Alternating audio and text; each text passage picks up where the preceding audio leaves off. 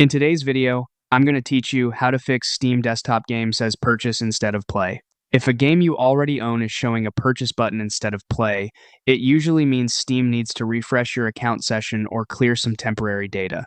Let's walk through a clean, reliable way to fix that. Start by opening the Steam desktop app. Once it's up, look to the top right and click your profile.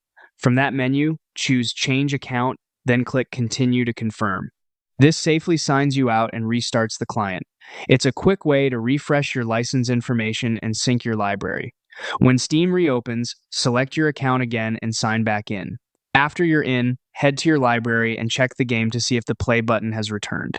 If it still says purchase, locate the Steam icon on your desktop, taskbar, or system tray and right-click it. This is a good way to make sure you've got Steam's context options handy and the client is in focus before moving on. With Steam active, we'll take one more step to clear cache data that can cause the wrong button to appear. At the top left of the Steam window, click the Steam menu. Open Downloads. Here, look for the Clear Download Cache option. Click Clear Cache, then click Confirm. This removes temporary content data that can confuse the client about what's installed or owned. Steam will restart as part of this process, and you may be prompted to sign in again. That's expected. After the restart, return to your library and check the game. In most cases, the play button should now be back, because your session and cache download data have both been refreshed. These steps don't remove your installed games or affect your purchases.